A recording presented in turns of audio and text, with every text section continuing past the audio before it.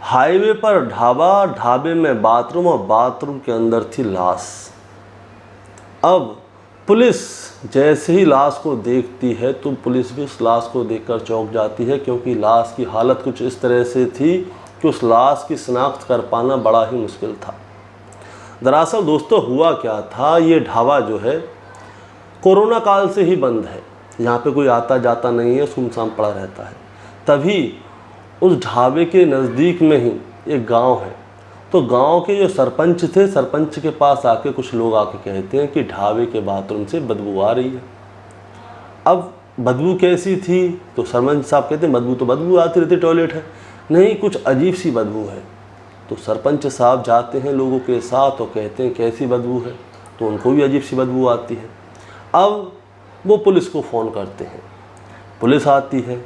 Police जैसे ही दरवाज़ा खोलती है तो उसके अंदर एक लाश होती है।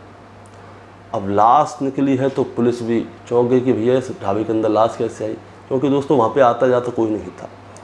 तो पुलिस क्या करती है, उस लाश को जब्त करती है और पोस्टमार्टम के लिए भोपाल लैब भेजती है, क्योंकि वहाँ की जो है लाश वगैरह एमपी में भोपाल वगैरह ही जाती है, भोपाल में बड़ी लैब है, वहाँ पे पोस्टमार्टम होता है।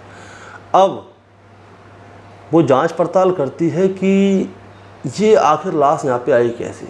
तो पुलिस का सबसे पहला क्लू रहता है कि सीसीटीवी कैमरों की रिपोर्ट चेक की जाए, मतलब सीसीटीवी की रिकॉर्डिंग क्या है। तो वो आसपास में देखते हैं कितने सीसीटीवी कैमरे हैं, उसमें क्या है क्या नहीं है।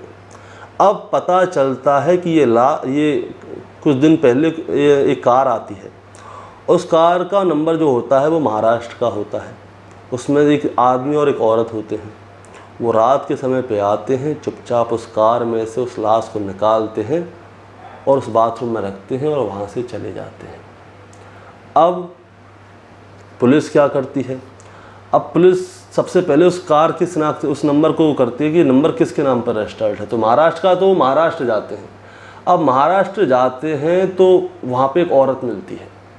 अब वो औरत उनसे कहती है कि मेरी बेटी और दामाद मेरे पति को लेके गए थे, लेकिन तब से मेरे पति गुमशुदा हैं, मैंने उनके लिए रिपोर्ट भी लिखवाई हुई है। अब बेटी और दामाद लेके गए हैं। अब पुलिस कैसे पता लगाए कि जो ये कह रही हैं कि इन्हीं का पति है या कोई और है, क्योंकि अभी रिपोर्ट आई नहीं है। अब ज़रा पहले पुलिस से सुनिए पुलिस क्या कह रही है, मैं आगे की रिपोर्ट आपको उनके बाद बताता हूँ। ये प्लान बनाया कि इनको कहाँ बॉडी को फेंका जाए, बॉडी को कहाँ से प्लान किया जाए। उचित स्थान, ऐसा स्थान तलाश कर रहे थे कि जहाँ पे बॉडी को आसानी से छुपाया जा सके। तो इसी क्रम में इन्होंने चिचांडा और जो मुल्ताई के बीच में हाईवे पर ये जो घटनास्थल का जो ढाबा था, यहाँ इसका पता किया और यहाँ पर चूँकि वो कोरोना के समय से बंद था, गाड़ी से ले जाकर के डेड बॉडी ढाबे के पीछे में जो बाथरूम बना हुआ था, उस बाथरूम में डेड बॉडी को दरअसल दोस्तों पुलिस के पास दो सबूत थे। पहला सबूत ये था कि कार का नंबर, उस कार के नंबर से वो उसके घर पे पहुँचे जिसके नाम पर रजिस्टर्ड थी कार, एक महिला के नाम पे थी। उसने कहा कि मेरा पति मेरी बेटी और दामाद लेके गए थे, तब से गुमशुदा है। और दूसरा सबूत ये था, वो थी उसकी अंगूठी। दरअसल जब वो लाश पोस्टमार्टम के लिए गई थी तो उसमें दो चार चीज़ें क्लियर हुई थी। पहली, उसकी उम्र क्या होगी, उसका हुलिया क्या होगा, दूसरी, तीसरी, इसको कितने दिन पहले मारा गया है या इसकी मौत कितने दिन पहले हुई है, और चौथी, उसने एक अंगूठी पहनी हुई थी। अब उस अंगूठी को पुलिस क्या करती है, उस महिला से मिलवाती है, दिखाती है कि हाँ जी ज़रा देखिए। तो उस महिला ने कंफर्म कर दिया कि ये अंगूठी उसके पति की है, यानी कि वो बुजुर्ग शख्स जो कि गायब था। अब पुलिस क्या करती है, सीधी उस महिला के घर पे जाती है, उस बेटी दामाद का पता पूछती है, उनके घर पे जाती है और तुरंत उनको गिरफ्तार कर लेती है और थाने लेकर आती है, पूछताछ करती है। तो सारे सबूत और गवाह उनके खिलाफ थे, तो पुलिस ने उनको अभी गिरफ्तार कर लिया, उनके खिलाफ चार्जशीट दायर कर रही है। दोस्तों दरअसल पुलिस को एमपी पुलिस है, क्योंकि एमपी की घटना है, एमपी पुलिस को इस मामले को सुलझाने में 3 से 4 महीने लग तो गए, लेकिन एमपी पुलिस ने हार नहीं मानी। उन्होंने इस केस को सुलझाया और जो कातिल थे उनको जेल तक पहुंचाया।